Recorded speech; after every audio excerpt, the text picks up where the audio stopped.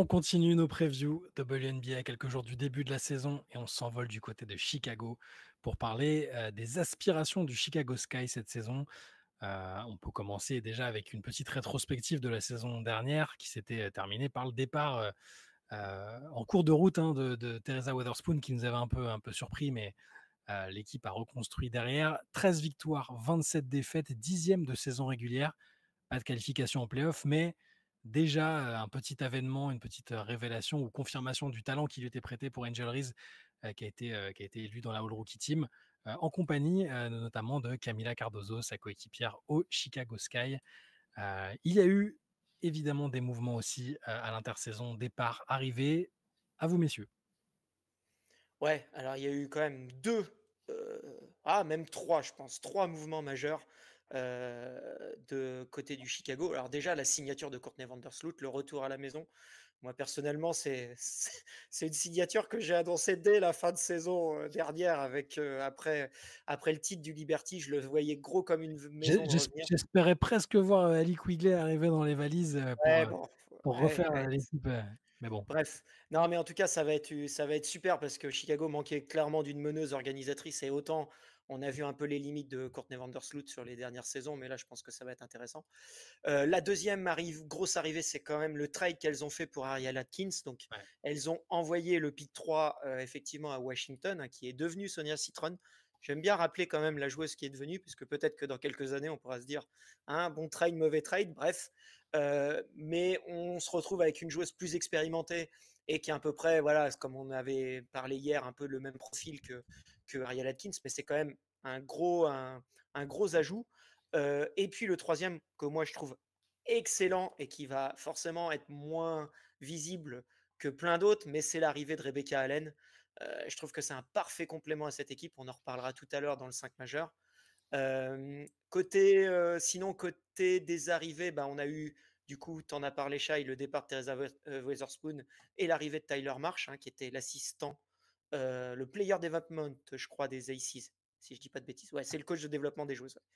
Donc, qui va arriver en coach principal, donc qui va Ouais. amener sans doute un peu une optique de faire du développement des jeunes joueuses, notamment d'Angel Reese et Camille Cardozo, certainement. Qui avait bossé en NBA aussi. Ouais, aussi, ouais. Il était déjà player development à Toronto et il a passé un peu de temps sur le banc des Pacers avec Carlisle. Et sinon, pour les départs, bon, on a le départ de Dana Evans vers Las Vegas. Voilà, il n'y a pas eu beaucoup de départs au final. Michael Onyeabor a été re-signé aussi. Et puis à la draft, Chicago avait principalement le pick 10 et le pick 11, hein. On va parler surtout des picks de premier tour. Donc, elles ont fait au pick 10 Aja Sivska, qu'on connaît bien, nous, puisqu'elle joue à Tarbes en France, la Slovène. Elle ne viendra certainement pas cette année et c'est plus pour l'avenir, hein. Pareil, elle a 19 ans comme toutes les joueuses internationales. Petite poste 4, enfin petite, mais grande par la taille et puis très bonne shooteuse. Voilà, je pense que là, c'est plutôt pour les droits et pour l'avenir. Et surtout, notre coup de cœur, et je trouve que c'est super en plus qu'elle arrive dans cette équipe avec son ancienne partenaire de LSU, l'arrivée d'Enly Van Leet au pick 11, donc qui viendra certainement renforcer un peu la profondeur d'effectif et le banc, et puis nous offrir, à mon avis, quelques belles actions dont elle a le secret, quoi. Ouais. Donc voilà un petit peu pour les signatures et les arrivées et les départs. Plutôt une free agency et une intersaison solide du Sky. Je sais pas ce que Ouais. vous en pensez, mais Ouais. Ouais, Tyler Marsh va avoir pas mal d'options à sa disposition. Pour composer un 5, alors Chicago fait partie des équipes qui espèrent cette saison retrouver les playoffs. Avec quel 5 est-ce que vous voyez cette équipe évoluer, même si sur certains postes, il y a des choses évidemment incontournables et des bases de la saison dernière dans un certain secteur. Comment vous démarrez, vous voyez Tyler Marsh démarrer la saison, démarrer les matchs cette saison? Beh, ce qui paraît clair, c'est que quand on voit l'intersaison qui a été faite, le Sky a décidé qu'ils étaient pas enfin, ils n'avaient pas envie de continuer la reconstruction et la période de transition, en fait. Ils ont envie d'être compétitifs dès le début. l'année passée, je pense que si Angel Reese ne se blesse pas, Chicago peut déjà faire les playoffs l'année dernière. Et Ouais. donc ça, je pense que le front office l'a perçu.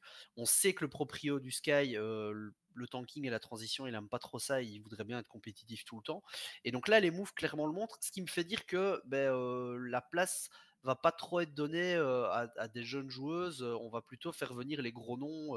Les gros noms qu'on a fait venir, on va les mettre sur le terrain. Alors, à l'exception évidemment du front de courte Angel Reese, Camila Cardozo, qui sont vraiment tes deux sophomores, tes pièces pour le futur. Donc ça va rester, je pense, la raquette du Sky.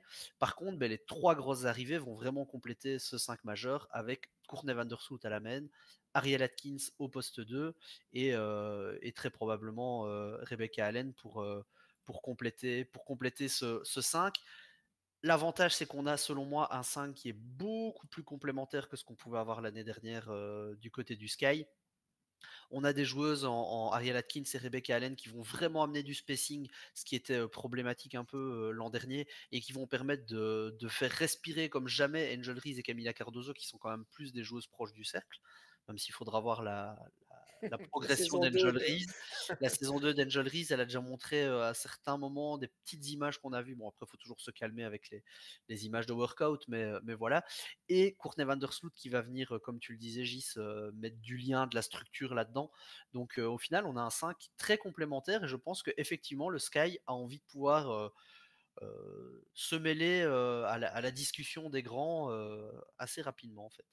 Quand je vois le 5 là, quoi, dont on vient de discuter, à part Courtney Vandersloot, quand tu prends Atkins, Allen, Reese, Cardozo, Oui, ça ça dépend. ça ça va manger alors il y aura de la défense et ça va manger du rebond. Ça va être une équipe, assez compliquée à affronter à mon avis. C'est vraiment l'équipe que tu peux pas prendre à la légère. C'est au niveau du point fort, on est d'accord, hein, le rebond, c'est quand même Ouais. l'atout majeur de cet effectif, de ce qu'on voit là comme ça sur le 5 qui est évoqué. Ouais, je pense que ça va être très compliqué. Déjà, l'année dernière, elles ont fait leur victoire là-dessus, en fait, sur la Ouais. capacité, notamment d'Angel Reese, mais aussi de Camilla Cardozo à prendre des rebonds. Bon, on va pas réévoquer tous les records, énormes qu'a battu Angel Reese là-dessus. Et là, on rajoute aussi Rebecca Allen, qui fait plus d'1,90 m, qui est une grande ailière, et qui prend aussi beaucoup de rebonds. Hem, ouais, je pense que ça va être vraiment le point fort de l'équipe. Alors, dans l'article, vous verrez, j'ai parlé un peu du jeu des possessions, mais c'est ça en fait, c'est le nombre de rebonds pour augmenter le nombre de possessions. Et malgré des fois un peu des pourcentages, notamment pour le secteur intérieur, même si c'est encore un peu limite peut-être cette année avec Angel Reese et Camille Cardozo qui des fois voilà, manquent un peu des paniers, mais comme elles sont capables de prendre une tonne de rebonds, bah va falloir. Je ne serais pas étonné que ça soit la première équipe au rebond et à mon avis d'un volume assez loin des autres. Donc je pense que c'est clairement le point fort avec, en plus, comme Flo l'a dit, hein, je pense que l'évolution d'Angel Reese va être, on l'a vu à Unrivaled, voilà, bon, elle a gagné le titre avec son équipe, elle a été depoy de, de la compétition. Et puis, comme tu dis, hein, défensivement aussi, hein, parce que là, les 4 du 5, enfin, à part Courtney Vandersloot, les 4 défendent, hein. Ouais. Mhm. Ça va être costaud, hein, quand même, hein. Et, Donc, et ça me paraît fort aussi là-dessus.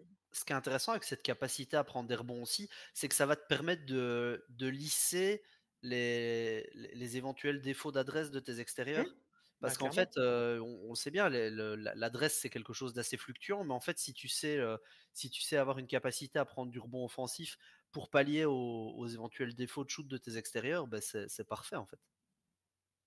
Ouais, ouais. Et alors, cet effectif est évidemment, là on l'a un peu développé, ouais. Enfin moi j'adore l'arrivée de Bekkalen, où qu'elle passe, de toute façon je trouve que c'est toujours Chose une énorme. plus-value, de l'intelligence, de l'expérience, du QI basket, tout ce qu'on veut.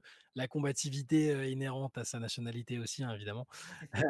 Mais, est-ce que cette équipe, pour viser vraiment, vraiment le haut de tableau, est-ce qu'il lui manque pas un petit peu de banc? Ouais. Je pense que c'est un peu le point faible de l'équipe. Disons qu'il y a enfin, le point faible. Il y a un déséquilibre majeur quand même entre le 5 et ce qu'il peut y avoir sur le banc. Mmh. Alors quand on regarde, l'effectif, il y a pas mal de noms connus, hein. Moria Jefferson, Kian Hurst, il y a des Rachel Banham, mais c'est quand même, je trouve, des joueuses qui sont un peu sur le retour. Enfin, je sais pas ce que vous en pensez, les gars, mais qui sont plutôt vers la fin et en tout cas sur leur fin de productivité. Ouais.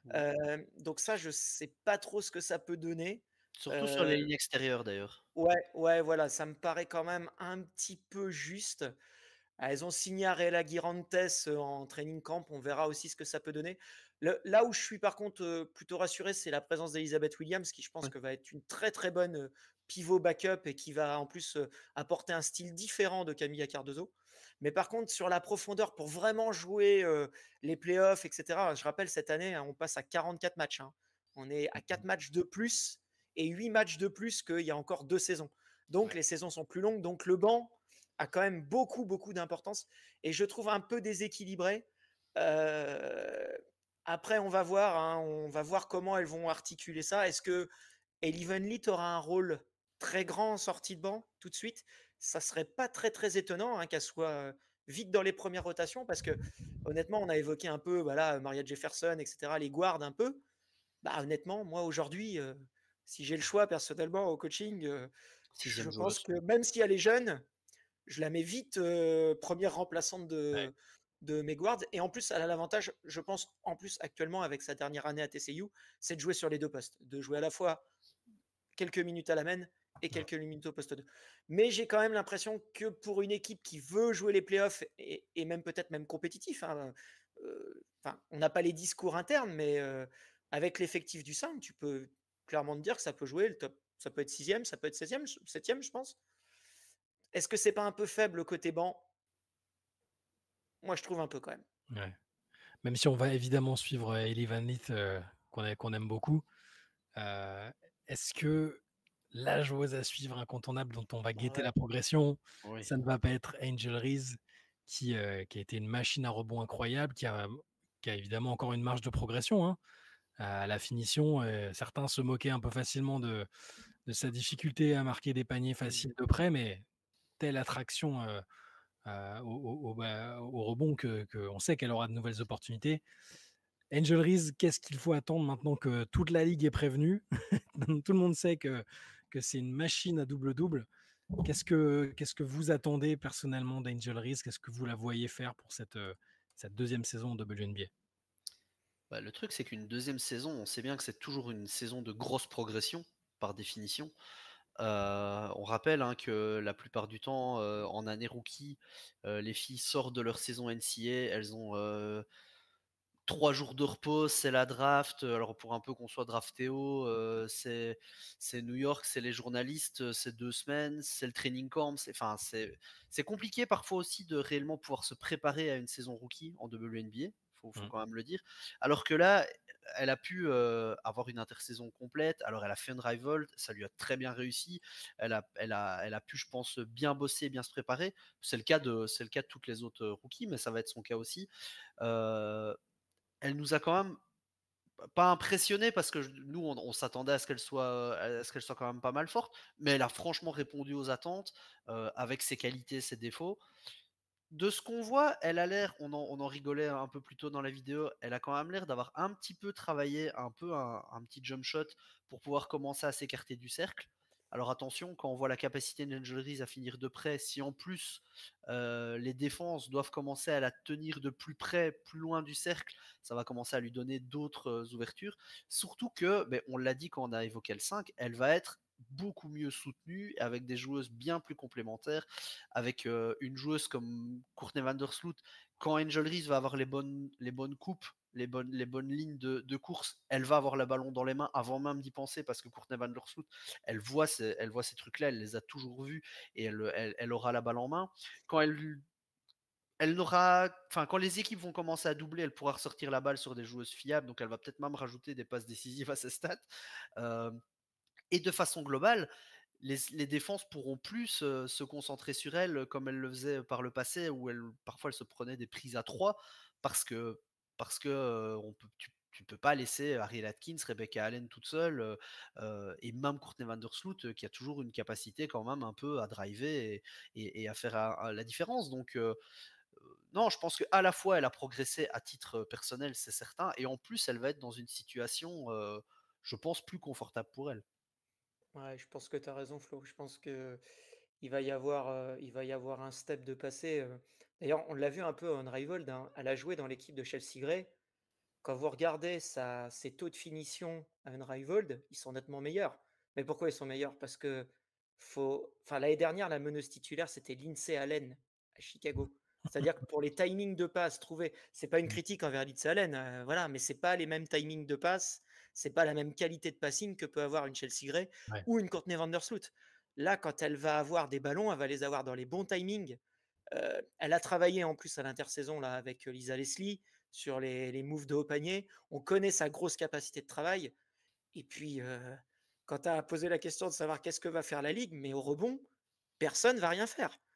J'ai vu pendant une Rivaled, non, non, mais c'est quand même assez dingue. J'ai vu des joueuses professionnelles majeures, donc il y avait quand même des grandes stars à Ouais. Unrivaled, lâcher l'affaire, ne plus aller au rebond, parce qu'elles savent très bien qu'elles ne vont pas l'avoir. C'est juste quand même complètement dingue, quoi. C'est-à-dire que je pense qu'elle aura toujours le même impact au rebond. Par contre, peut-être un petit peu moins de rebond sur ses finitions, parce que je pense qu'effectivement, elle sera plus à droite. Par contre, comme tu l'as dit, Flo, elle en aura sur les tirs extérieurs, parce qu'il y aura beaucoup plus de volume extérieur. Moi, je pense que ça va être un vrai. Il va y avoir un vrai step. Et je ne serais pas très étonné, au plus qu'on la voit aussi progresser au playmaking. Elle a une énorme capacité de passe sur des backdoors, sur des coupes et tout ça. Je pense qu'avec Ariel Atkins, tu vois, ça va très bien le faire. Il va y avoir pas mal de coupes au cercle. Ça va être intéressant. Et le dernier point, c'est la défense. Honnêtement, l'année dernière, elle aurait dû être dans un deuxième 5 défensif. Elle a été totalement sous-cotée là-dessus. Je pense que cette année, elle passera pas en dehors d'un minimum un deuxième 5 défensif et je serais même pas étonné du premier. Non, mais en plus, alors voilà, tu nous dis qu'elle a travaillé avec Liza Leslie, Ouais, bon, je pense qu'elle a ça pu va, il y a pire. lui il y a Il pire y a quand même, ça proche, va. proche du panier. Ça va, donc moi aussi je m'attends à une confirmation en fait, purement et simplement, Ouais. de ce statut de alors moi je la voyais c'est marrant parce que je la voyais plus, dans un premier temps dans un registre, je parle, au niveau de la personnalité médiatique, hein, un peu antagoniste dans la ligue comme elle Pas l'avait du là, tout. mais pas du tout, elle était rayonnante, elle a porté le projet, elle a assumé, le statut, les attentes, les critiques, elle a très bien géré tout ce qu'il fallait. Je m'attends à une confirmation, en tant que, bah, joueuse majeure de cette ligue pour les années à venir. Après, qu'est-ce que ça donnera en termes de classement? Je pense qu'on peut passer sur ce dernier, sur ce dernier point. Chicago, c'est aussi l'une des équipes, moi, sur lesquelles j'ai le plus de difficultés à me positionner.